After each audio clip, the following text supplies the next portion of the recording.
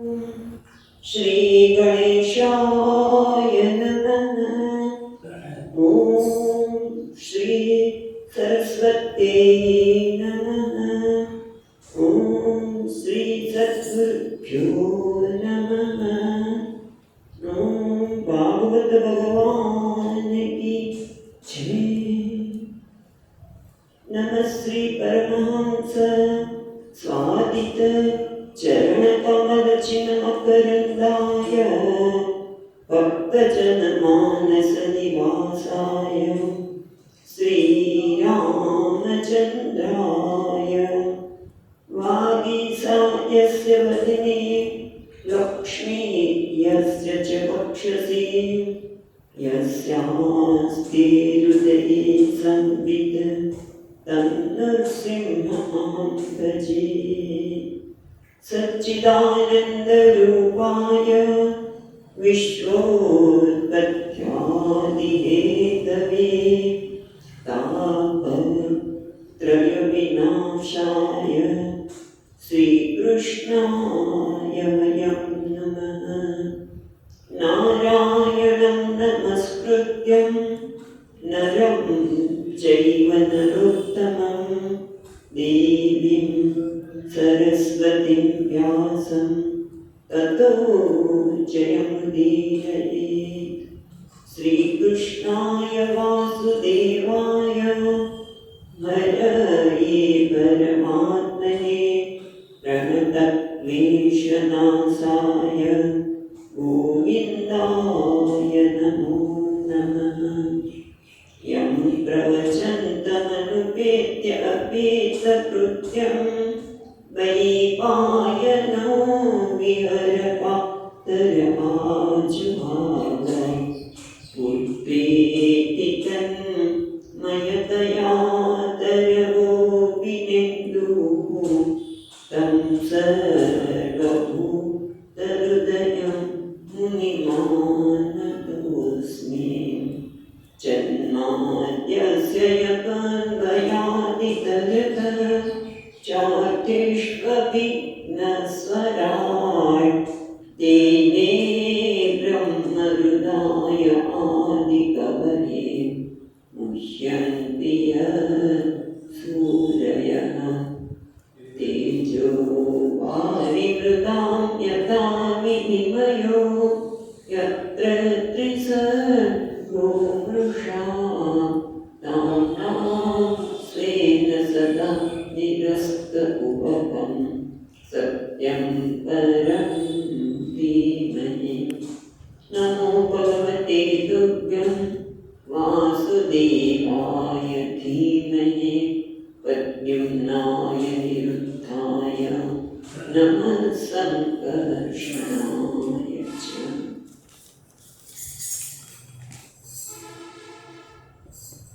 तो આપણે બીજા ભાગવતના બીજા સ્કંદના 7મા અધ્યાયનું અધ્યયન કરી રહ્યા છીએ.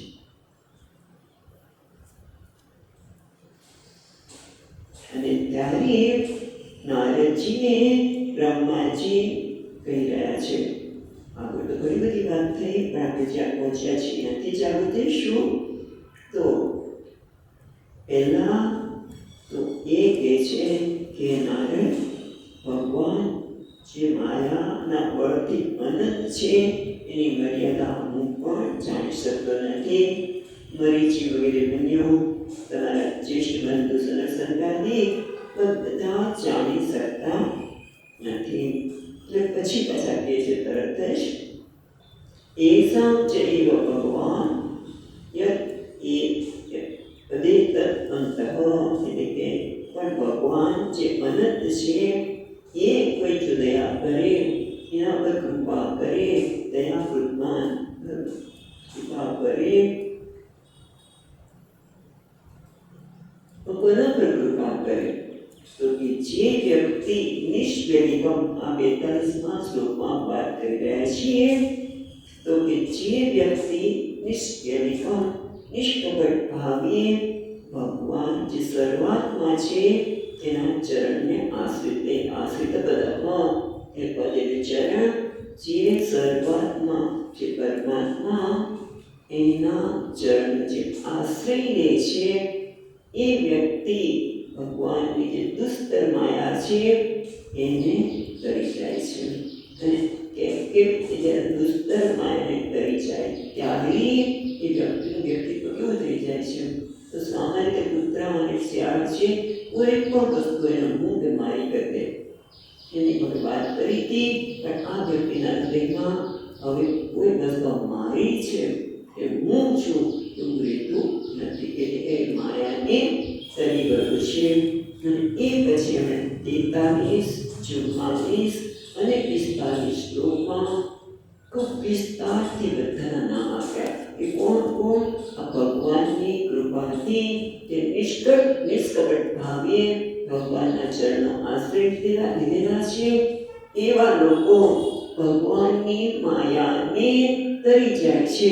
એના વિસ્તારથી નામ આપ્યા. હું પછી તમે ભગવાન શંકર એમ કરીને લાંબુ વિશે આપણું પડી રહ્યા છે. દેવવ્રત વિષ્ણુ વગેરે પછી 46માં શ્લોકમાં એ પણ કહ્યું કે દેવૈ વિદંતી. પણ 46ના શ્લોક સુધી જોયું હતું તો 46ના શ્લોકને વાંચી અને આગળ જઈએ. દેવૈ વિદંતી તરંતી ચ દેવમાયાં સ્ત્રીશૂદ્રહૂણસદરા અપિ પાપજીવા યદ્યદ્ભુતકર્મપરાયણ શીલશિક્ષા ધીર્યજના અપિ કિં શ્રુતધારણાએ. તે યૈ વિદંતી તરંતી ચ દેવમાયા. આવા લોકો પણ ભગવાનની માયાને વિદંતી જાણે છે એવા લોકો તરી જાય છે. એટલે કોણ છે?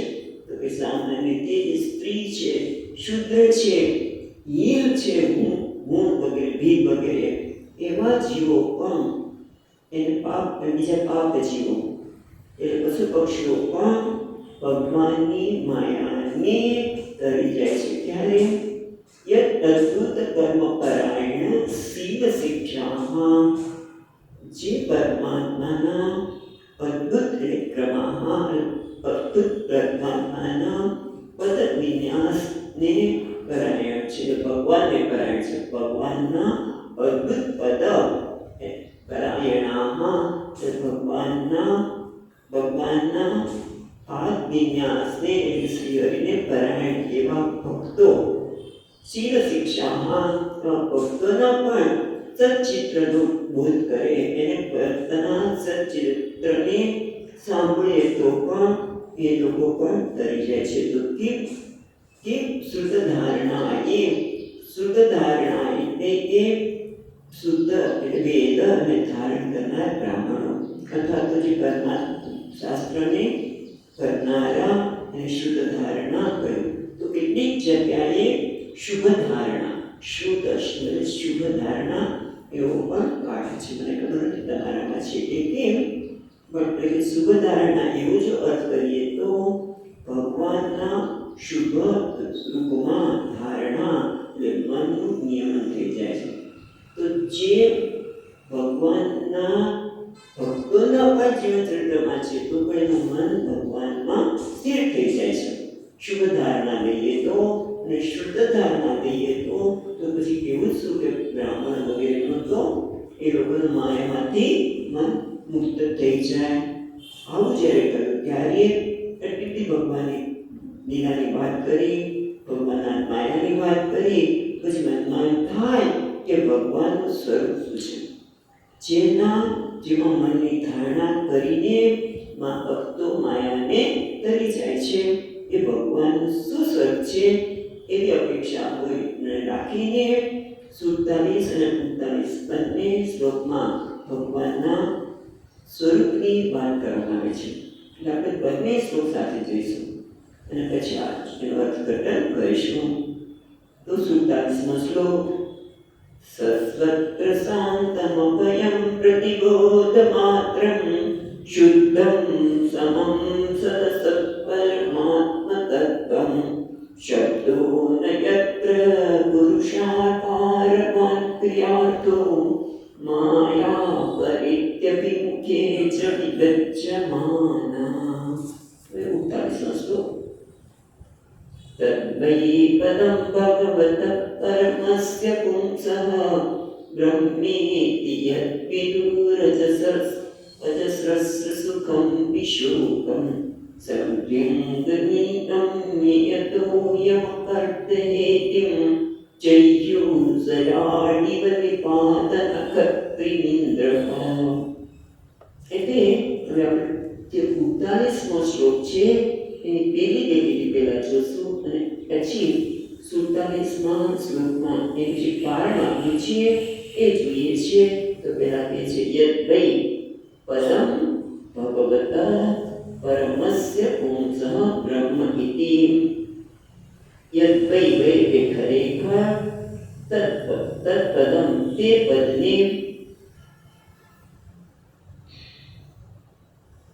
પદને કોણ પરમસ્ય ભગવત પરમસ્ય ભગવાન જે પૂર્ણ પુરુષોત્તમ છે તે પદને તે સ્વરૂપને પુંસઃ બ્રહ્મ ઇતિ યદ વિદુઃ જેને લોકો જે પરમાત્માને જાણે છે એને બ્રહ્મ કહે છે. કેમ?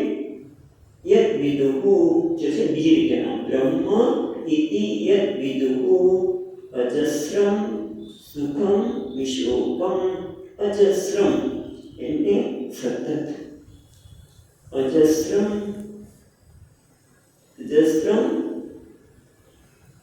સુખમ વિશોકમ જે સુખમય છે, સુવિશોકમ એ શોક રહી છે. ઓકે, પછી હવે આપણે 47મા શ્લોકમાં જઈએ. તો જે મુનિઓ જે બ્રહ્મને આ પ્રમાણે જાણે પદ એટલે સ્વરૂપ કેવું છે? હું અજસ્રમ. ફરી વાર 47મા શ્લોકમાં શું છે? અજસ્રમ એટલે કે જેમાં અજસ્રમ એટલે કે શાશ્વત સુખમય અને અજસ્રમ એટલે જેનો નાશ ન થાય એટલે શાશ્વત છે એ સુખમ એટલે શાશ્વત સુખ અને જે શોધતી રહે છે એ જે અજસ્રમ છે. અજસ્રમ કેમ છે? કારણ કે શાશ્વત છે માટે. અજસ્રમ એટલે જેમાં કોઈ પ્રકારનું અવરોધ નથી. અજસ્રમ એટલે કે જે ક્યારે આપણે અનિત્ય નથી. એવો શબ્દ રાખી બરોબર છે. એટલે કે હંમેશા સુખ સ્વરૂપ છે કારણ કે શાશ્વતમ એ હંમેશા રહેવાનું છે માટે એ અજસ્ર છે. અજસ્ર સુખમ અને પાછળ શોક રહિતમ તત્સુખમ ચ વિશોકમ. અજસ્રમ એટલા માટે છે કારણ કે એ શાશ્વત છે, એ સદા છે અને એના કારણે કેવું છે? પછી શબ્દ પ્રશાંતમ એ શાંત સ્વરૂપ છે, એ નિત્ય સુખ સ્વરૂપ છે અને શોક રહિત છે. કારણ શું છે? તો કે છે અભયમ તજો શાશ્વત પ્રશાંતમ. અભય છે ને, પ્રશાંતમ અભયમ એ જે ભય રહિત છે. કારણ કે ભય હોય ત્યાં શોકનું કારણ છે અને ભય ક્યારે હોય? તો કે ભયકાદિ ભયમ ભવતી. પણ ભય નથી. કેમ? તો કે છે પ્રતિબોધ માત્રમ શુદ્ધમ સમમ. સમમ છે બીજી રીતના શુદ્ધમ સમમ એટલે સમાન. એ સમમ એટલે સમરૂપ છે એટલે ક્યાંય ભેદ નથી. કારણ કે ભેદ હોય તો ભય હોય. એટલે અભય શબ્દ કયો? એનું કારણ શું છે? સમમ. જો ફરી એકવાર 48મા શ્લોકમાં અજસ્ર સુખમ કીધું. જે સુખ અજસ્ર છે, કાયમ રહેવાવાળું છે એનું કારણ છે શાશ્વત. 47મા શ્લોકમાં એનું કારણ છે શાશ્વત. અને શાશ્વત હોવાથી એ કેવું છે? પ્રશાંત. એ શાંત સ્વરૂપ છે, સદા જ પ્રશાંત છે. અને પછી એ સુખ કેવું છે? અભયમ. ત્યાં ભય નથી. કેમ ભય નથી? ના માટે આગળ શોક રહિત. 48મા શ્લોકમાં આપણે જોયું વિશોકમ એટલે શોક રહિત. કારણ કે શોક રહિત એટલા માટે છે કે અભયમ. કેમ? બીક જ નથી. ને અભય કેમ છે? બીજી રીતિમાં સમમ જે સમરૂપ છે એટલે કે ભેદ રહિત છે અને જ્યાં ભેદ ન હોય ત્યાં ભય ન હોય. એની આપણે વિસ્તારથી ચર્ચા કરી હતી કે જ્યાં જ્યાં હું મારાથી કોઈ પણ જતું હોય ત્યાં ડર લાગે છે અથવા તો શોકને જન્મ આપે. જેમ કે આપણે ગમે તેટલા સરસ તૈયાર થયા હોય, કેટલા બધા પૈસા લગ્નમાં જવા માટે સરસ વસ્ત્રો પરિધાન કર્યા હોય, ઘરેણાં લીધા હોય અને આપણે હા મારે તો વટ છે, પણ જેવા ત્યાં લગ્ન મંડપમાં ત્યાં ગયા અને કંઈ બીજાને જોયા તરત એટલે આ તો મારી પાસે નથી, તરત જ આ તો મારી પાસે નથી. એટલે શું થયું? ઉણપ ઊભી થઈ. બીજાને જોયા, ઉણપ ઊભી થઈ, ઉણપ ઊભી થઈ એટલે તરત દુઃખ અંદર આવ્યું. ઉણપ ઊભી થઈ, અસંતોષ ઊભો થયો એટલે દુઃખ આવવાનું. એટલે જ્યાં ભેદ છે ત્યાં ઉણપ દેખવાની, ઉણપ દેખાય અસંતોષ દેખાવાનું અને ત્યાં શોકને સ્થાન છે. પણ ત્યાં સમમ છે એટલે ભેદ જ નથી. બીજું હોય તો સરખામણી થાય, સરખામણી થાય તો ઉણપ લાગે, ઉણપ લાગે તો સંતોષ આવે અને એના કારણે દુઃખ થાય. એ છે સમમ. બીજી રીતે સમમ જે સમાન છે. અને પ્રતિબોધ રૂપમ. પ્રતિબોધ રૂપમ એટલે કેવળ જ્ઞાન સ્વરૂપ. પ્રતિબોધ રૂપમ એટલે જ્ઞાન સ્વરૂપમ. તમે જ્ઞાન સ્વરૂપ કે દેખો છો? પ્રશ્ન પહેલો જ્ઞાનું જ્ઞાનસ્ય અપી નીલપિતાધિકારેણ ચક્ષુરાધિકરણેન ચ ભેદ દૃશ્યતે.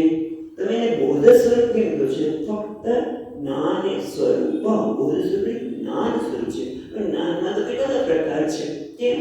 તો કે જેમ કે પીળો રંગ છે, લીલો રંગ છે, કાળો રંગ છે, લાલ રંગ છે, કેટલા બધા રંગ છે. એટલે રંગમાં કેટલા ભેદ છે ને. લાલ કલરના ગુલાબના ફૂલ મને જ્ઞાન થયું, ગુલાબી કલરના ગુલાબનું મને જ્ઞાન થયું, પીળા કલરના એટલે લાલ કલર, લીલો કલર, પીળો કલર એ બધા એનું જ્ઞાન થયું. કેટલા જ્ઞાન થયા? લાલ જ્ઞાન, લાલ ગુલાબનું જ્ઞાન, પીળા ગુલાબનું જ્ઞાન, ગુલાબી ગુલાબનું જ્ઞાન. જ્ઞાન તો કેટલા બધા થયા. તમે જ્ઞાન સ્વરૂપ કહી દેખો. બીજું ચક્ષુરાધિકરણ ભેદના. જેમ આંખ દ્વારા જે જ્ઞાન થાય એમ પછી કાન દ્વારા જ્ઞાન થાય, પછી જીભ દ્વારા સ્વાદનું જ્ઞાન થાય, સ્પર્શ દ્વારા જ્ઞાન થાય. આપણા જ્ઞાન જુદા નહીં તો તમે જ્ઞાન સ્વરૂપ કહી દેખો છો. ખ્યાલ આવે છે? પ્રશ્ન એટલે કરે છે કે જ્યારે પ્રતિબોધમ આ સુંદર ભગવાનના સ્વરૂપીકરણ થાય છે ત્યારે તે ભગવાનનું ચિંતન કરો. પ્રતિબોધ સ્વરૂપમ એટલે જ્ઞાન સ્વરૂપ છે. પણ જ્ઞાન સ્વરૂપ કે દેખાય? જ્ઞાનમાં તો કેટલા ભેદ છે. લાલ કલર ને લીલો કલર ને પીળો કલર, અથવા તો આંખ દ્વારા થતું જ્ઞાન, કાન દ્વારા થતું જ્ઞાન, સ્પર્શ દ્વારા થતું જ્ઞાન, સ્વાદનું જ્ઞાન. આ જ્ઞાનમાં તો કેટલા બધા ભેદ છે. તો તમે કેમ એમ કહો છો કે એ જ્ઞાન સ્વરૂપ છે? તો કે છે શુદ્ધમ. કેમ? કારણ કે નિર્મળ છે એટલે કે જ્ઞાન સ્વરૂપ છે. કોઈ ભેદ નથી. આ બધા ભેદ ક્યાં છે? મને લાલ ગુલાબનું જ્ઞાન થયું અને આનું જ્ઞાન થયું, પણ મને હું છું તો એક જ છે. જ્ઞાન બદલાય છે પણ હું એક જ રહે છે. અને હું કેવો છે? હું છું અને હુંને જ્ઞાન થાય છે. એટલે જ્ઞપ્તિ. જ્ઞાન એટલે જ્ઞપ્તિ સ્વરૂપ છે. ફક્ત જ્ઞાન સ્વરૂપ છે. આ બધા જ્ઞાન તો વસ્તુના આધારે થાય છે. જગતના પદાર્થોનું જ્ઞાન છે, વસ્તુના આધારે. પદાર્થો તો કેવા છે? એ સત્ય નથી, પણ એ બધાનું જ્ઞાન થનાર જ્ઞપ્તિ એટલે એવું કહી શકાય કે એ પરમાત્મા આ લાલ ગુલાબના રૂપે પ્રગટ થઈને અને લાલ ગુલાબનું જ્ઞાન થાય છે. એવું કહી શકાય. જ્ઞાન સ્વરૂપ પરમાત્મા આ જ્ઞાન રૂપે પોતે લાલ જ્ઞાન રૂપે પ્રગટ થાય છે, લીલા જ્ઞાન રૂપે પ્રગટ થાય છે, પીળા જ્ઞાન રૂપે પ્રગટ થાય છે. પોતે કેવો છે પરમાત્મા? જ્ઞપ્તિ સ્વરૂપ, પ્રતિબોધ રૂપમ, જ્ઞાન સ્વરૂપ છે. અને પણ કેવો છે? શુદ્ધમ. પ્રશ્ન બીજો થાય છે નનો દર્શિત વિષય કર્ણ ઉપરાગ રૂપમલઃ. એટલે જ્યારે તમે વિષયનું ગ્રહણ કરો, જગત સાથે વિષયનો ઇન્દ્રિયો સંપર્ક કરે એટલે મળતો આવવાનું ને. તમે ઇન્દ્રિય છે વિષયનું ગ્રહણ કરે એટલે આપણે કંઈક મળતો આવવાનું છે. આ સારું છે, ખરાબ છે, એટલે મળતો આવવાનું. તો કે ના ના.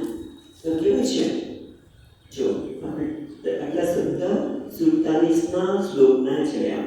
શશ્વત પ્રશાંતમ અભયમ પ્રતિબોધ માત્રમ શુદ્ધમ જે નિર્મળ છે, સમમ એ સમાન છે. હવે શું આવે છે? સદસત સદ અસત. સદસત છે ને એ સદ અસત પરમ આત્મતત્વમ એવું થશે. આ બધા શબ્દ આપણે જોઈએ છીએ તો સત અને અસત. અસત એટલે સદ અને સતના ઘણા ભાગ થાય.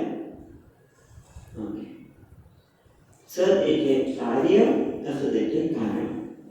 સદ એટલે ચેતન કે અસદ એટલે જળ.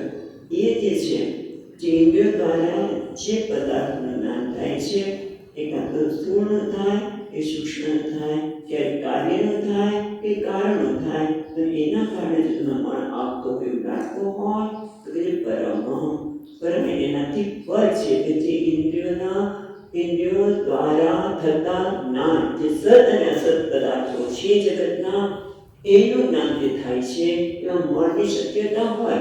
પણ આ પરમાત્મા જે પરમ એનાથી અતીત છે, એને કોઈ વસ્તુ સ્પર્શતી નથી. જે કારણ કે એ પ્રકાશક છે, એ આ બધા જ જ્ઞાનને પ્રકાશે છે. એને જ્ઞાન સ્વરૂપ કહ્યું. જેમ ટ્યુબલાઇટમાં બધી વસ્તુનું જ્ઞાન થાય, પણ ટ્યુબલાઇટની વસ્તુ જે સારી હોય કે ખરાબ હોય, ટ્યુબલાઇટના પ્રકાશમાં કોઈ ભગવાનનું ભજન કરતો હોય કે કોઈ જુગાર રમતો હોય તો એને કંઈ થતું નથી. એ તો કેવું છે? ટ્યુબલાઇટનો પ્રકાશ તો શું? પરમ એ એનાથી પર છે, એને કોઈ વસ્તુ સ્પર્શ કરતી નથી. અને એટલા માટે કહેવામાં આવ્યું સદસત પરમ, જે સત અને અસતથી પર છે. એ બ્રહ્મના સ્વરૂપનું જ્ઞાન એ વિષયના અને ઇન્દ્રિયોના સંગથી રહિત છે. એટલે વૃત્તિઓ સાથે કોઈ સંબંધ થતો નથી, એવો અર્થ થયો. હવે પ્રશ્ન છે કેવું છે? આત્મતત્વમ એટલે સત અને સદ એ સ્થૂળ અને સૂક્ષ્મથી પરમ જે આત્મા છે. આત્મતત્વમ એટલે જ્ઞાતું તત્વમ. આત્મનઃ તત્વમ આત્મતત્વમ. આત્મનઃ એટલે જ્ઞાતું, જે જાણે છે, જે સદ અસદને જાણે છે એ જ્ઞાતું તત્વમ એનું સ્વરૂપ છે. એટલે જ્ઞાતું સ્વરૂપભૂતમ એ જ્ઞાતાનું સ્વરૂપ છે. હવે પ્રશ્ન એ થાય પછી જો નીચેમાં શબ્દોન યત્ર બીજી લીટીમાં શબ્દોન યત્ર પુરુકારકવાન ક્રિયાર્થ. પહેલા આપણે જોઈએ ક્રિયાર્થ. એ પાછો આક્ષેપ કરે છે કે કારણ કે જે જાણે છે નનુ તત્રાપી જ્ઞાત્રા સભેદસ્યા, એ આક્ષેપ કરે છે કે આ પદાર્થનું જ્ઞાન તો થાય છે, જગતના પદાર્થ એટલે જાણનાર જુદો અને જાણવાનો વિષય છે તે જુદો. જ્ઞાતા અને જ્ઞાનમાં ભેદ થાય છે. એટલે એમાં શું થયું કે બે થઈ ગયા. એક આ ટેબલ છે, એના ટેબલ ઉપર પુસ્તક છે, ટેબલ આધાર છે, પુસ્તક એના પર આધી છે. ભગવાન બધાને જ્ઞાન સ્વરૂપ છે, ભગવાન બધાનો આધાર છે અને આધેય છે. એ બે થઈ ગયા ને? તો કે ના, એવું નથી. આ પરમાત્માનું જ્ઞાન જ્ઞાતાનું સ્વરૂપ છે, એટલે આત્મતત્વમ કહ્યું. પછી પ્રશ્ન પૂછ્યો આત્મતત્વમ એટલે જ્ઞાતું સ્વરૂપમ, એટલા માટે એ ભિન્ન નથી. આધાર આધેય ભાવ નથી. પાછું આગળ કે છે શું? પ્રશ્ન ને ક્રિયાર્થ પરમાન પુરુષાકારવાન. બીજી રીતને સમજાવતા પહેલા પ્રશ્ન કરે છે. શું પ્રશ્ન કરે છે? વાંચો. નનુ તમ ત ઉપનિષદમ પુરુષમ પૃચ્છામિ. આવું બૃહદારણ્યક ઉપનિષદમાં આવે છે કે હું ઉપનિષદમાં જે પરમાત્માનું પુરુષનું પ્રતિપાદન કરવામાં આવ્યું છે તત્ પૃચ્છામિ, હું એને જાણવા માંગુ છું, હું એને પૃચ્છા કરું છું. એટલે એનો શું થયો કે હું ઉપનિષદમાં જે પુરુષ જે પરમાત્મા છે એને જાણવા માંગુ છું. એટલે સપ્તદ્વાર તમે જાણવાના ને. તમે જ્યારે પ્રશ્ન પૂછે છે કે તમ તત પુરુષમ ઉપનિષદ પુરુષમ પૃચ્છામિ, એટલે કે હું ઉપનિષદના જે વર્ણન કર્યું છે, પ્રતિપાદન કર્યું છે, એ પુરુષનું ઉચ્ચાર કરી રહ્યો છું. તો આ વાક્યથી તો પરમાત્મા એ શબ્દ દ્વારા જાણી શકાય, એટલે કે પ્રતીતિ થતી હોવાથી બ્રહ્મ બોધ્ય છે. તો કે ના, શબ્દોના યંત્ર, જો ત્રીજી રીતમાં કહે છે, શબ્દોના યંત્ર ઉરુપારકવાન ક્રિયાર્થ, એટલે કે ના, શબ્દોનું યંત્ર એટલે શબ્દ એટલે વાણી પણ પરમાત્માને પહોંચી શકતી નથી, એટલે કે વાણી પણ પરમાત્માનું વર્ણન કરી શકતી નથી. પણ ઉપનિષદમાં તો પુરુષનું વર્ણન આવે છે, તો ના, એવું નથી. વાણી શું કરે છે? તો કે આરોપિત વસ્તુને નિવૃત્તિ કરે છે. જે માટેના આત્મા વિશેના ખોટા ખ્યાલો, પરમાત્મા વિશેના ખોટા ખ્યાલો છે, એ શબ્દ દ્વારા, ઉપનિષદના શબ્દ દ્વારા અને શબ્દવાણીથી બોલાય. એ શું કરે છે? જે આરોપિત છે એને દૂર કરે છે. જેમ કે ઉપાધિને કારણે હું ઉપાધિ જેટલું, એટલે શરીરને કારણે હું શરીર જેટલું જ માનું છું મારી જાતને, અને પછી કેટલી બધી કેટલા ખ્યાલો, મર્ત્ય છું, હું નિરોગી છું, હું રોગી છું, હું ઊંચો છું, હું નીચો છું, હું કાળો છું, હું રૂપાળો છું, વગેરે વગેરે અનેક ખ્યાલો કરી શરીરને સુખી તો થતા જ નથી. કેટલી દુઃખ તો આવવાનું, શોક તો આવવાના છે. તો કે છે બધા ખ્યાલો કહે છે આરોપિત છે, એ સત્ય નથી. જે દ્રશ્ય છે એ દ્રષ્ટાને ક્યારે એને દ્રશ્યના ગુણો સ્પર્શી શકે નહીં. જે લાઈટ હમણાં જ વાત કરી કે પ્રકાશક છે એને પ્રકાશના ગુણ સાથે કોઈ સંબંધ નથી. લાઈટની નીચે સત્કાર્ય થાય કે અસત્કાર્ય થાય, પુણ્ય કાર્ય થાય કે પાપ કર્મ થાય, લાઈટને કોઈ સ્પર્શ નથી. એમ પરમાત્મા છે એ કેવા છે? જે આરોપિત છે ને, ખાલી અપવાદ કર્મથી શબ્દ દ્વારા, પણ તત્વનું જ્ઞાન કરવામાં આવતું નથી. કારણ કે પરમાત્મા કેવો છે? સ્વયં પ્રકાશ છે. એનો હુંને હોવા માટે કોઈની જરૂર નથી. તો પછી કે છે તો પણ ફરી વાર પ્રશ્ન કરે છે કે સર્વ ભેદ રહિત જ્ઞાન સ્વરૂપ પરમાત્મા હોય તો એના કારણે પરમાત્માનું સ્વરૂપ રહી ઘટી શકે કેવી રીતે? કારણ કે તમે કહો છો પરમાત્મા જ્ઞાન સ્વરૂપ છે, અને એટલા માટે અજસ્ર સુખમ વિશોકમ શોક રહી છે. પણ કારણ કે ક્રિયાર્થ, કારણ કે જે આપણે સુખનો જે અનુભવ કરે છે, ત્યાં તો ખાલી સુખ સ્વરૂપની વાત કરી દીધી, પણ અહીંયા પ્રશ્ન કરે છે કે તમે સુખ સ્વરૂપ કેમ કહો છો? કારણ કે સુખ શું છે? કે મને લાડુ ખાવાથી સુખ મળ્યું, મને પેલી વ્યક્તિને મળવાથી સુખ થયું, મને પ્રમોશન મળવાથી સુખ થયું, મને આ વ્યક્તિને મારા જીવનમાંથી જતું રહ્યું એને સુખ થયું. ઘણા પ્રકારના સુખ હોય છે આપણા. તો સુખના કેટલા બધા પ્રકાર થયા. તમે અજસ્ર સુખમ કહી દેખો અને એકદમ વિશ્વકમ કહી દેખો. ખ્યાલ છે? આવું આપણે વિચાર કરો કે આ શ્લોક સ્થાની આપણે ગુજરાતીમાંથી જઈએ કે આનો અર્થ આવો થાય. એટલે આ શ્લોક 47 શ્લોક વાંચી અને ગુજરાતી જોઈ છીએ કે પરમાત્મા તત્વ આવું છે. પણ આટલું વિસ્તારથી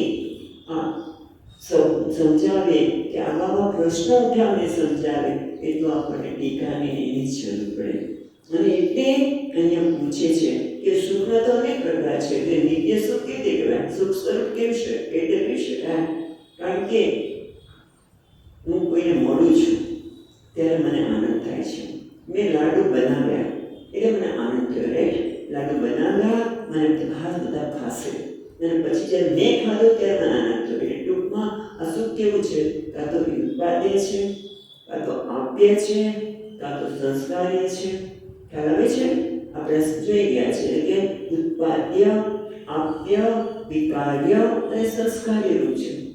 જેમ કર્મ દ્વારા કોઈ વસ્તુને ઉત્પન્ન કરીએ, એને સંસ્કાર કરીએ, એમાં વિકાર બદલાવી નાખીએ કે એને સંસ્કાર કરી અથવા તો મેળવીએ. ઉત્પાદ્ય એટલે ઉત્પન્ન કરવું, આપ્ય એટલે મેળવું, વિકાર્ય એટલે પરિવર્તન કરવું, અને સંસ્કાર કરવા પણ આ ક્રિયાર્થ, આ ક્રિયા દ્વારા થતી વસ્તુ છે. પણ પરમાત્મા તો કયો છે? સુખ સ્વરૂપ છે. એટલે કે એને આજે તમને સુખના જુદા જુદા પ્રકાર આપ્ય, ઉત્પાદ્ય, સંસ્કારી વગેરે લાગે છે, એ તો એનો પરમાત્મા જ નો અંશ રૂપે પ્રગટ થાય છે. પરમાત્મા સુખ સ્વરૂપ છે. જો પરમાત્મા આપણે આગળ ચર્ચા કરીએ કે ભગવાન પરમાત્મા તો જ્ઞાન સ્વરૂપ છે, પણ જે બધા લાલ પીળા વગેરે જ્ઞાન થાય છે તો એનો અંશ રૂપે પ્રગટ થાય છે. એમ આ સુખ જે તમને જગતના પદાર્થમાંથી લાગતું હોય અને સુખને તમે અનેક માનતા હોય એ તમે પરમાત્મા અજસ રૂપમ, પરમાત્મા નિત્ય સુખ સ્વરૂપ છે માટે વિશ્વકમ એમ કહેતા હોય તો એ શક્ય છે નથી. હું તમને કહું છું, પણ એ તો ઇન્દ્રિય દ્વારા જે સુખનો કે આનંદ થાય છે એ તો પરમાત્માને અંશથી જ અભિવ્યક્તિ છે. એટલે એનામાં ન ક્રિયાર્થ એટલે ઉત્પત્તિ નથી.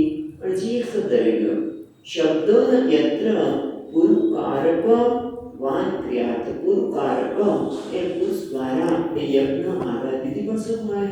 તમે યજ્ઞ આગાદી કરો, સ્વર્ગમાં જાઓ એટલે સુખ મળે. એ પણ પુરુષકારક, એ યજ્ઞ આગાદી પણ મળતું સુખ નથી કે ક્રિયાર્થ ક્રિયા દ્વારા મળતું સુખ નથી.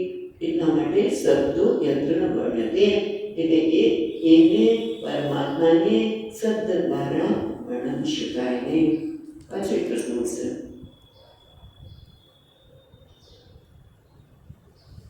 પણ તમે ભલે કહેતા હોય પણ માયા તો જે છે ને, ઉત્પત્તિ વગેરેના અભાવમાં પણ માયા રૂપે મળ દૂર કરવાને કારણે બ્રહ્મા વિકારી તત્વ આવે છે ને, માયા રૂપી મળને દૂર કર્યો. તમે કહો છો ક્રિયાર્થ નથી, પણ જ્યારે ઉત્પત્તિનો અભાવ છે, ઉત્પત્તિ આપ્ય વગેરેનો પણ વિકારીને તમે ટાળી શકો નહીં. કારણ કે પરમાત્મામાં જે માયા રૂપી મળ છે દૂર કરીએ એટલે વિકાર તો આવી જાય. તો કે ના ના, માયા કેવી છે? એના માટે છેલ્લા 47 શ્લોકમાં ચોથી લીટીમાં કહે છે માયા પરત્ય અભિમુખે ચ વિદચ્યમાના. એટલે માયા કેવી છે? પરત્ય પરતિ અભિમુખે, પરત્ય દૂરથી છે, અભિમુખ ચ વિદચ્યમાના. માયા તો ભગવાનને જોઈને દૂરથી જ લજ્જિત થઈને દૂર અભિમુખ, લજ્જિત થઈને દૂર ભાગી જાય. પરિત્યેન દૂરતઃ અભિમુખ વિદચ્યમાન, એનાથી અભિમુખ થઈને ભગવાનની સામે જોતી પણ નથી માયા, અને ભગવાનથી જોયા વગર દૂર ભાગી જાય છે. અત્યાર સુધી આપણે 47મો શ્લોક આખો જોયો અને 48મા શ્લોકની 2 લીટી છે, બરાબર છે? 48મા શ્લોકની 2 લીટી જોઈ છે, 2 લીટી બાકી છે.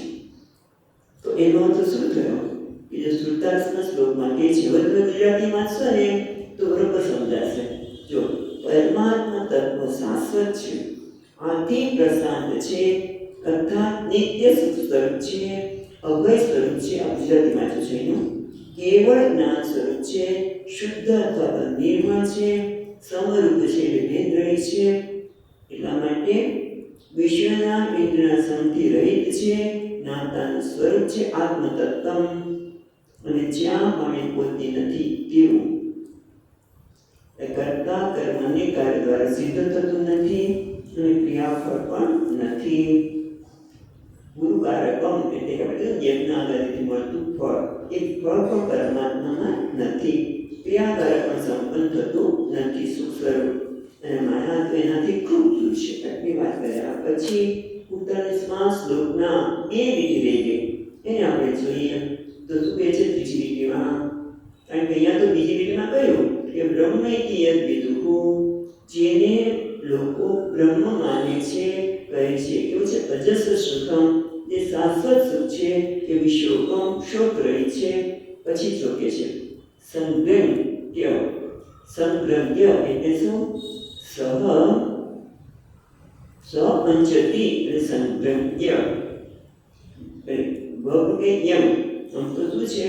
સંગ્રહ પછી ડ અડધો કરી અને એની પાસે પેલી છે એટલે અનુસ્વાર છે, એટલે કે સંગ્રહ્યમ, એટલે કે સહચર સપંચતી જે સાથે ફરે છે એટલે સહચર એ પણ મન છે એ મનને અહીંયા કહે છે સંગ્રહ્ય એ જે મન જે સતત ચર્ચા કર્યો છે જે હંમેશા વિષયમાં રહી રહ્યો છે એને નિયમન કરીને યતયઃ જે યત્નશીલ છે મુનિઓ છે એ પોતાના મનને સ્થિર કરીને પછી શું કરે છે યમ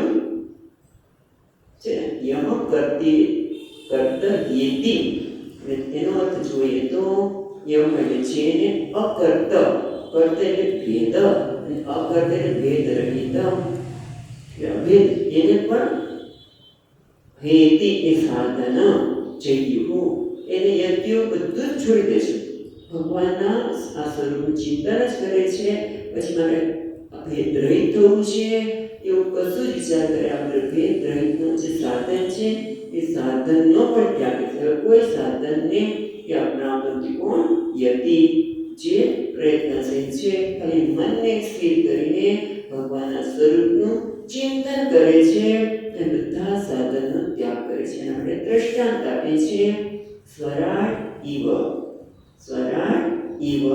નખ નિપાન ખંત્રી પછી ઇન્દ્ર નીકળશે ઇન્દ્ર છે ઇન્દ્ર જેમ કે નિપાનમ એટલે કૂવો ખનંત્રી એટલે ખોદવું ખનંત્રી ખોદવું નહીં ખોદવા માટેનું સાધન છે કુહાડી તો એ આપણે કુહાડી કેમ શું કહે છે કોષનો ખરો અથવા તો કોદાળી બંને બાજુ હોય તો ખોદવાનું વધારે ભાવે એટલે એ રીતે જે કૂવાને ખોદવા માટે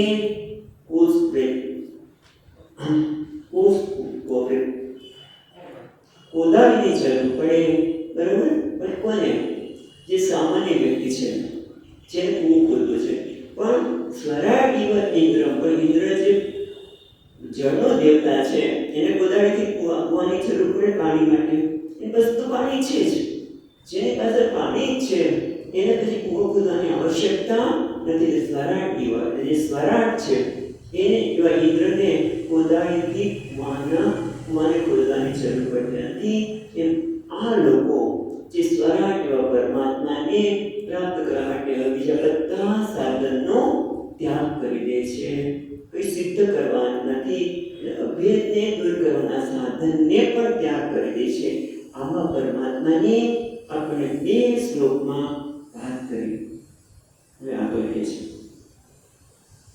49મા શ્લોકમાં સશ્રેયસામપિ વિભુર્ભગવાન અન્યતો યસ્ય ભાવ સ્વભાવવિદસ્ય સતઃ પ્રસિદ્ધઃ દેહે સ્વધાતુ વિદ્ગમે અન્વિષીયમાણે વ્યોમે તત્ર પુરુષો ન વિષીયતે અચક એટલે કે છે એવમ આ પ્રકારે ભગવાનની અત્યાર સુધી ચર્ચા કરી એ પ્રમાણે ભગવાન પાસે શાશ્વત સુખ સ્વરૂપ શોકરહિત બ્રહ્મ એ ભગવાનનું સ્વરૂપ છે અને તેને પ્રાપ્ત કરવા માટે યોગીજનો માટે મેળવવા યોગ્ય કે કરવા યોગ્ય કંઈ જ રહ્યું નથી જે ઇન્દ્ર છે એ સ્વરાટ બની જાય પછી એને કંઈ કરવાની જરૂર નથી એટલે અમનીઓ માટે એ પ્રાપ્ત કરવાનું કે મેળવવા દેતું નથી માટે સાધનનો ત્યાગ કરે છે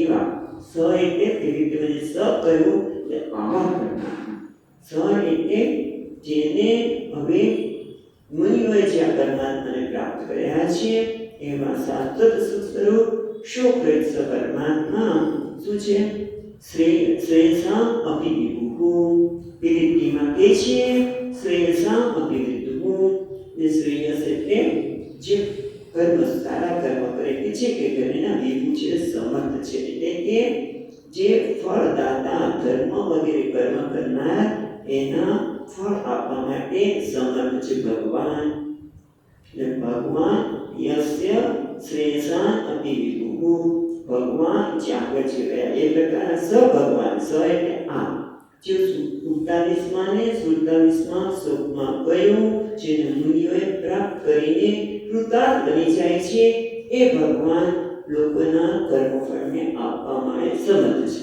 બરાબર, કર્મફળ દાતા છે. પછી આ બીજી રીતમાં કહે છે. કેવી રીતે?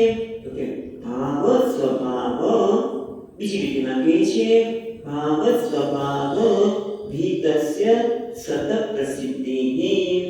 એટલે કે છે ભાવ એટલે ભાવાનામ, એ બ્રાહ્મણાદીના સ્વભાવ એ શમદમાદિ વિશેષણૈ વિહિતસ્ય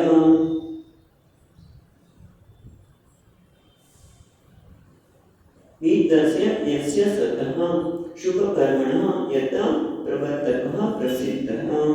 સત પ્રસિદ્ધઃ એ શુભ કર્મના ફળ આપવા માટે જે પ્રસિદ્ધ છે. બીજી રીતે માગે છે ભાવ એટલે બ્રાહ્મણ વગેરે, સ્વભાવ એટલે એના સ્વભાવ પ્રમાણે. કારણ કે બ્રાહ્મણનો સ્વભાવ શું છે? તો ક્ષમ, દમ, તિતિક્ષા, ઉપરતિ લોકો માટે સહજ છે. ક્ષત્રિયોનું તેનું કામ છે આપણે અધર્મનું રક્ષણ કરવું. એ બધા સત્કર્મો છે. શુભ કર્મ કે અશુભ કર્મ હોય એ બધા કર્મનું ફળ આપવા માટે જે પ્રસિદ્ધ છે, સતત પ્રસિદ્ધ, એ સત્કર્મનું ફળ આપવા માટે પ્રસિદ્ધ છે. અથવા તો બીજો અર્થ કરે છે ટીકાકાર કે ભાવાનામ એટલે મત આદિ, એટલે મત તત્વ, પછી પંચમહાભૂત વગેરે. તો કે છે એના સ્વભાવ એટલે પરિણામથી અભિહિત થયેલું આ જગત સતત પ્રસિદ્ધ એટલે કાર્ય પ્રસિદ્ધ છે. મત તત્વનું આગળનું કાર્ય એટલે જગત પ્રસિદ્ધ છે, શરીર પ્રસિદ્ધ છે. અને એને કહે છે હવે આપણે એ મત તત્વનો અર્થ નહીં લેતા, જે બ્રાહ્મણ વગેરેના સ્વભાવને કર્મને આધારે જે ફળ આપે છે. તો કર્મ કોણ કરે? શરીર. શરીર દ્વારા જ કર્મ થાય ને, ક્ષમ, દમ વગેરે. એટલે વિગમે, એનો વિગમ એટલે કે વિયોગ. જ્યારે એનો વિયોગ થાય ત્યારે અનુવિષય માણે, અને એના લીધે અનુવિષય એટલે પંચમહાભૂતમાંનું બનેલું શરીર જ્યારે પંચમહાભૂતમાં ભળી જાય, અનુવિષય માણે એમાં ભળી જાય છે, ત્યારે તો શું થાય છે?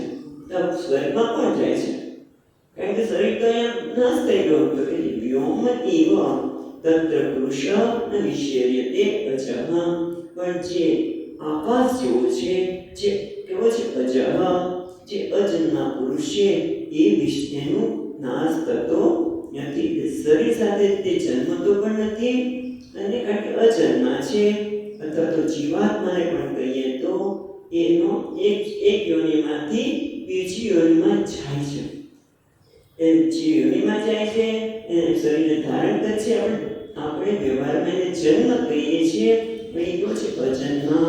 એ જીવાત્મા પુરુષને પ્રાપ્ત થવા યોગ્ય કર્મફળદાતા કોણ છે? ભગવાન છે. બસ એને આટલી લાંબી ચર્ચામાં એટલું જ કહે છે કે જે ભગવાનની 47 ને 48માં શ્લોકમાં વાત કરી એ ભગવાન જ આ મનુષ્યના કર્મ પ્રમાણે ફળ આપે છે. અને બધા સ્વભાવ કોણ છે? ભગવાન કે મારા લીધે છે. ભગવાન કે મતલબ જેમ ત્યાં 10મા તેમાં પણ ભગવાને કહ્યું અહિંસા, સમતા, દૃષ્ટિ ભવંતિ ભાવા ભૂતાના મત્ત એવ પૃથગ્વિદાઃ. આ મનુષ્યના અંતરમાં ઉત્તર ભાવો છે, વિચારો છે, અને એ પ્રમાણે જે કર્મ પ્રગટ થાય છે એ મારાથી જુદા નથી. એ પણ આપણે વાત કરી અહીંયા કહ્યું મત્ત ભાવ ભીતસ્ય, અને મારાથી એ જુદા નથી. આટલું ગયા પછી હવે 3 શ્લોકમાં હવે પછીના શ્લોકમાં છે એ 3 અધ્યાયનો ઉપસંહાર કરતા કહે છે ભગવાનના સંદર્ભમાં. 50મા શ્લોકમાં કહે છે સોયમ તે અભિહિતસ્ય તાત ભગવાન વિશ્વભાવનઃ સમાસેન પરિણાન્યત અન્યસ્માત્ સચ્ચયત. એટલે કે છે સહ એ રીતિમાં સહ એટલે તે અયમ તે અભિતઃ તાતઃ. પછી કે છે અભિતસ એટલે સ્વનો વિસર્ગ થશે, અને તાત એટલે નારદ. હે પ્રિય નારદ, ભગવાન વિશ્વસ્ય ભાવનઃ, છે આ વિશ્વનું રક્ષણ કરનાર. એટલે તને એનું શું છે? સોયમ. સોયમ પાછું અયમ એટલે આ એટલે શું? આપણે ક્યારે કે આ કોઈ વસ્તુ આપણે વાત કરતા હોય પછી આ આવ્યો તો તમે કોઈને વાત કરો છો અને અચાનક પછી એ આ આવ્યો હતો. આ એટલે કોણ? તમે પેલી વ્યક્તિને તો કહેતા નથી, કોઈ વ્યક્તિનું નામ પણ તમારા મનમાં છે કે કાલે દેવદત્ત આવ્યો હતો. તમે દેવદત્ત વિશે કહેવા જાઓ છો પણ કહી દો છો શું આ આવ્યો હતો. એટલે શું? બુદ્ધિસ્થ. એટલે છે સ અયમ. અયમ એટલે આ જે બુદ્ધિસ્થ છે ભગવાન તે તને બીજી ક્રિયામાં કહે છે સમાસેન એટલે સંક્ષેપ્ત અભિહિત. પેલી ક્રિયામાં છે અભિહિત એટલે કહેવામાં આવ્યું તે હે નારદજી, એ પ્રિય નારદ, વિશ્વનું રક્ષણ કરનાર એવા ભગવાન વિશે બધાને સંક્ષેપમાં વર્ણન કર્યું. એ ભગવાન કેવા છે બધા યાદ કરાવે છે. બીજી લીટીમાં હરે હે નાન્યત. બરાબર છે? હરે હે ન અન્યત અન્યત યસ્માત સદ અસજ્જયત. એ આ પરમાત્માથી સદ અને અસદ. સદ એટલે સ્થૂળ, અસદ એટલે સૂક્ષ્મ, સદ એટલે ચિતિ ચૈતન્ય, અસદ એટલે જળ, સદ એટલે કાર્ય, અસદ એટલે કારણ. આ બધા જે કંઈ છે એટલે ટૂંકમાં માયા પણ જે જીવ માયા સત અસત એટલા જગતમાં જે સ્થૂળ છે, સૂક્ષ્મ છે, માયા છે, જીવ છે, બધું ભગવાનથી કશું જ અન્ય નહીં. હરિહે અન્ય તસ્માત. પરમાત્માથી હરિથી કશું જુદું નથી, ભિન્ન નથી. ભગવાનથી કશું જ ભિન્ન નથી. ભક્ત પરતમ નાન્ય કિંચિત અસ્તિ ધનંજય. હે ધનંજય, મારાથી કોઈ બધું કોઈ જુદું નથી. એમ અહીંયા પણ કહે છે બધું ભગવાનથી જુદું નથી. જે ભગવાનની એ તમે વાત કરી. એટલે આગળ 51મા શ્લોકમાં કહે છે ઇદં ભાગવતં નામ યન્મે ભગવતોદિતં સંગ્રહોયં વિભૂતિનાં તમેતદ વિપુલીકુરુ. ઇદં એટલે આ. યદ ઇદં જે આ છે, મેં મહ્યમ મારા દ્વારા ભાગવતમ. પહેલા જો ભાગવત છે ભગવતા ઉદિતમ. ભાગવત એટલે ભગવતા ભગવાન વડે, ઉદિતમ આ ભાગવત જે ભગવાન વડે કહેવામાં આવશે. બરાબર? અયમ ઇદં ભાગવતમ નામ યન્મે ભગવતા ઉદિતમ સંગ્રહ અયમ. અયમ એટલે આ ભાગવત જે ભગવાન દ્વારા કહેવામાં આવ્યું છે તે, અને સાથે સાથે શું છે? વિભૂતિ નામ. આ ભાગવતને જે ભાગવતમાં એ ભગવાન દ્વારા કહેવામાં આવે છે અયમ એટલે આ વિભૂતિ નામ. આ બધી વિભૂતિનો સંગ્રહ એ તને ટૂંકાણમાં વાત કરી. બરાબર? વિભૂતિ નામ સંગ્રહ એ તને ટૂંકાણમાં વાત કરી. તમ એતદ, તું અને બીજા. તમ એટલે તું. તમ એતદ એટલે આને વિપુલી ગુરુ, એનો તમે વિસ્તાર કરો. મેં તો તમને સંગ્રહમાં કર્યું છે, ભગવાનની ભાગવતમાં કહ્યું એ વિભૂતિને ટૂંકાણમાં કહી, પણ તમે એનો વિપુલી ગુરુ. તમે નારદ, તમે બીજા હોય પણ એનો વિસ્તાર કરો. પછી આગળ કહે છે 52મા શ્લોકમાં યયા હરો ભગવતી નૃણાં ભક્તિર ભવિષ્યતિ સર્વાત્મનિખિલાધારે ઇતિ સંકલ્પ્ય વર્ણય. ઇતિ સંકલ્પ્ય વર્ણય. તમે સંકલ્પ કરો.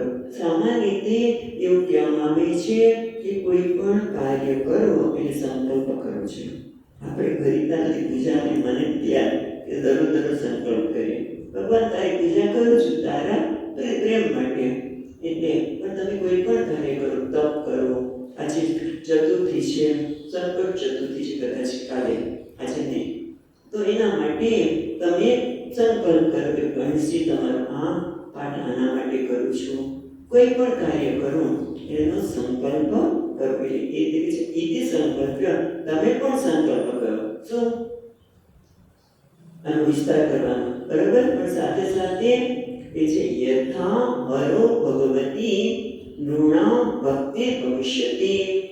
એટલે કે યથા વર્ણિતમ, યથાર્થે જે રીતે વર્ણન કરવામાં આવ્યું અત્યાર સુધી અને પછી પણ એ નૃણામ ભક્તિ ભવિષ્યતિ ભવિષ્યતિ તમે આજે વર્ણન કરવા આવ્યું એ દ્વારા મનુષ્યમાં ભક્તિ ભવિષ્યતિ શ્રી હરિ માટે ભક્તિ જન્મે.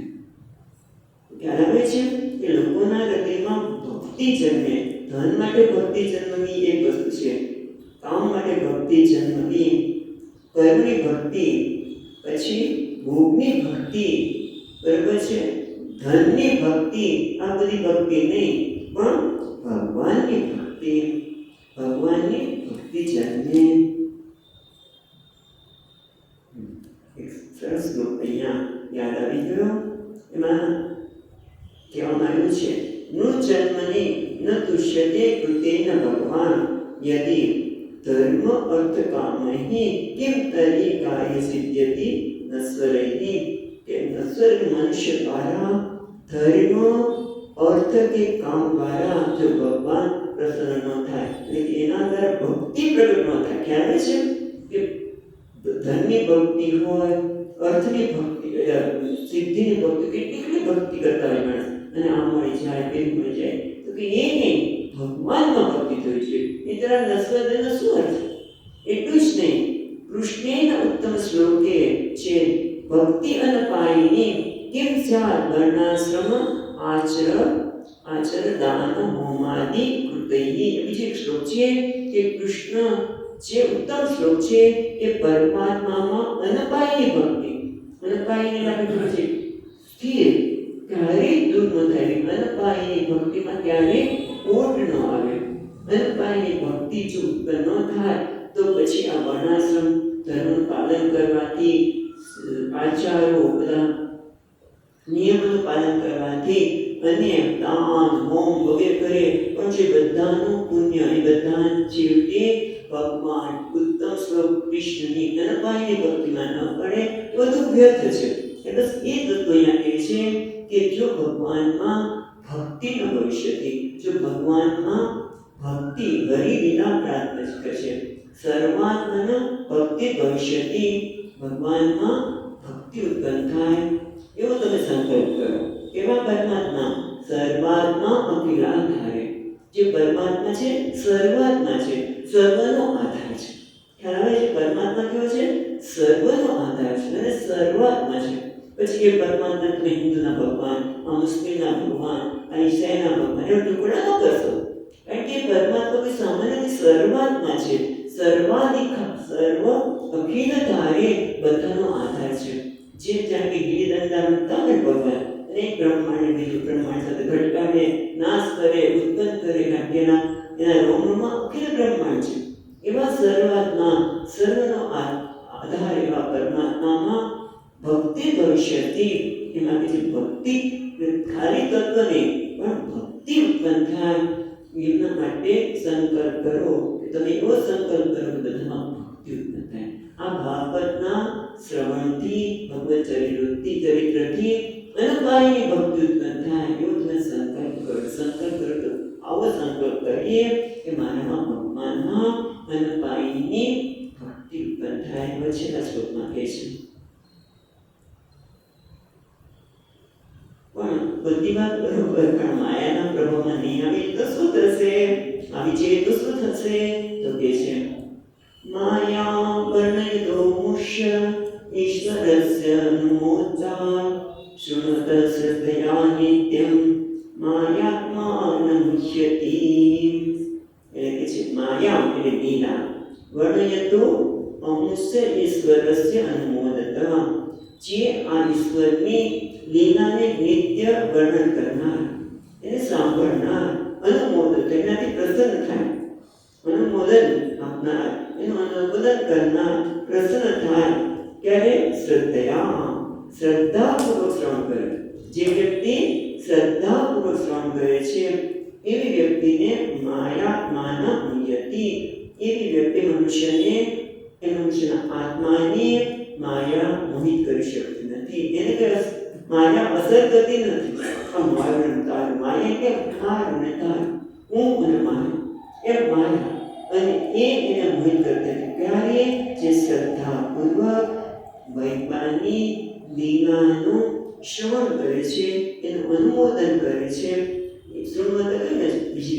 शृण्वतः येने माया नित्य शृण्वत श्रद्धया नित्य शृण्वत हमेशा સાંભળે છે શ્રદ્ધયા શૃણવત શ્રદ્ધાપૂર્વક સાંભળે છે એને માયા સ્પર્શી શકતી નથી માયાથી દૂર રહે છે આ રીતે ઇતિ શ્રીમદ ભાગવતે મહાપુરાણે પારમહંસ્યામ સંહિતાયામ દ્વિતીયસ્કંધે સપ્તમોધ્યાયઃ આ રીતે મહાપુરાણ જે પરમહંસની સંહિતા છે એના બીજા સ્કંદનો 7મો અધ્યાય સંપૂર્ણ થયો શ્રી કૃષ્ણાર્પણમસ્તુ એને જે કૃષ્ણે બોલાવ્યું એને આપણે બધાએ સાંભળ્યું અને જ અર્પણ કરી અને વિરમીએ છીએ